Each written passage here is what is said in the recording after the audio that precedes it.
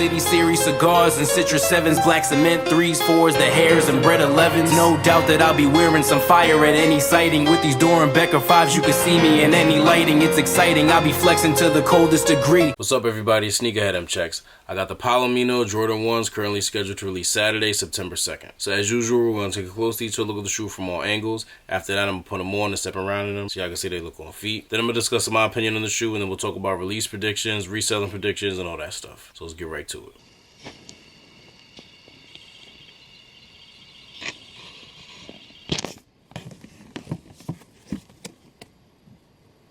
They got a very interesting type of suede on these.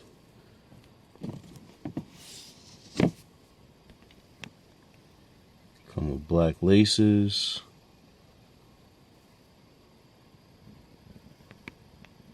Nike Air logo on the tongue is like a dullish yellow. I would call it gold, but you see it doesn't have like the metallic shine on it, so it's almost like a pollen yellow.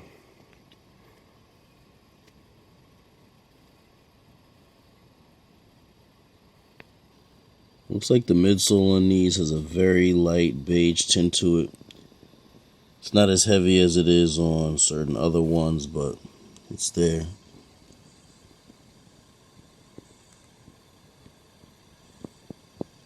Here's the suede again on the back. On the swoosh as well. Surrounded by the black leather.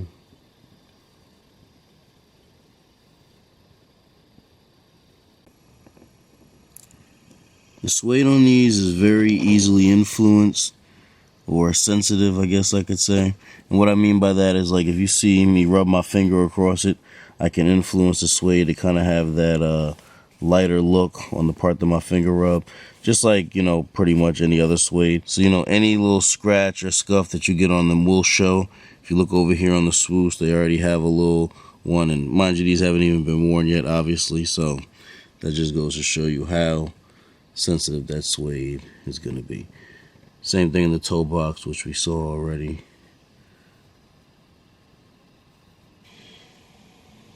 And here's the back.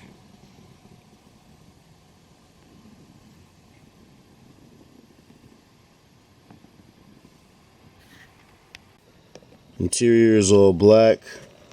Gold Nike Air logo on the insole. I just don't understand why it's actually gold here, but then on the tongue it's not. Like, there's no shine on it. It's just the yellow. And then this is actually gold. Like, I don't get it. Nice mocha looking outsole. Well, Palomino to be exact. It's like the perfect shade of brown. And it looks a lot better in person.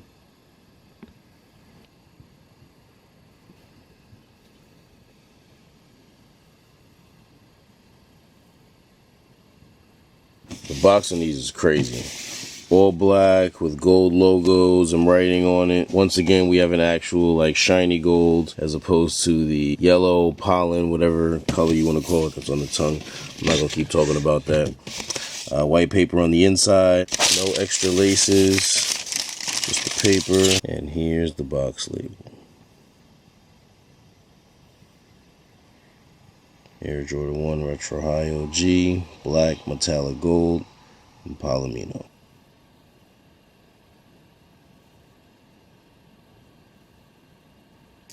Here's a quick all-around view of the shoe.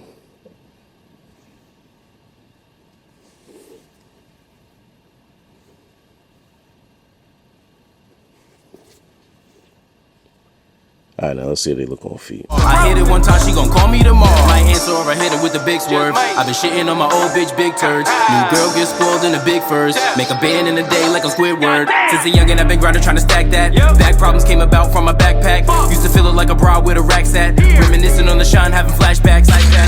Watch how I pull up and flex. Your girl like a waitress, she pull up with checks. I'm flashy as hell when I hop out the Lex, but don't try me cause like holding you can get pressed. These are alright. They're pretty nice. When I first saw pictures of these, I wasn't really feeling feeling them. I don't know if it's that these grew on me over time or if they just look better in person, but I definitely like them more now than I did at first. I don't know if I like them enough to add them to the collection though. I'm not 100% sure yet, but I'm probably not going to, but we'll see. I think what it is for me is I don't like this yellow or gold or whatever you want to call it up here on the tongue. I feel like if this Nike Air was white or brown, Palomino, whatever you want to call it, or something like that, I would like these way better. The gold actually goes crazy on the box. Like, I really like it on here, but the shoe definitely didn't need it. Especially because on the shoe, like I was saying before, this part right here doesn't have that like metallic gold that the box has. And even if it did, I still don't think I'd appreciate it just on the shoe because it, like I was saying before, it's just so random. Not that it doesn't go nice with the, it actually goes nice with the brown. You know, like it goes great with the Bape sweats that I had on in the on feet, you know, because it has both of these shades and it goes really nice with those pants. But just in general with the shoe standing alone, you know, not without those pants, like I said, it doesn't need to be there. And even if it was gold, see that, and that's the thing, that's the reason why I don't like it. See, this is kind of cool with those Bape pants because it matches those. Now, as a person who has those pants, it's like, all right, cool. If I were to have these, I could wear with those and it's gonna go crazy. But you know, let's just say they actually made it that gold. Now, they don't really go with those Bape sweats. You see what I'm saying? Like, if they would have just made this like white or brown, like it just would have been better. You know what I mean? Like, when you throw another color in there, now you're making it complicated for outfits and stuff. I mean, a lot of people don't care. I know some people's probably like, it's not that serious. You know, I can still wear them with a whole bunch of different things. But on the other hand, I think a lot of people gonna understand what I'm saying, where it's just like, I'll just complicating the matching situation. But let me know what you think about it. I'm a little surprised it didn't come with any extra laces. That used to be something that was like guaranteed on every Jordan 1 release, but this is the second pair recently that I've seen that didn't come with any extra laces. I was really surprised that the Spider-Man pair didn't come with any, and I feel like those like needed some extra laces even more than these do. So if those didn't get any, I guess like these not getting any isn't super surprising, but at the same time, like I was just saying, I'm used to Jordan 1s just coming with extra laces. You know, I would expect like an extra white pair, or maybe even a pair to match this and give it some purpose, but they didn't give us any extra laces. So is Jordan 1 extra laces now gonna be like a rarity or something that's uncommon? Like, I wonder. But anyway,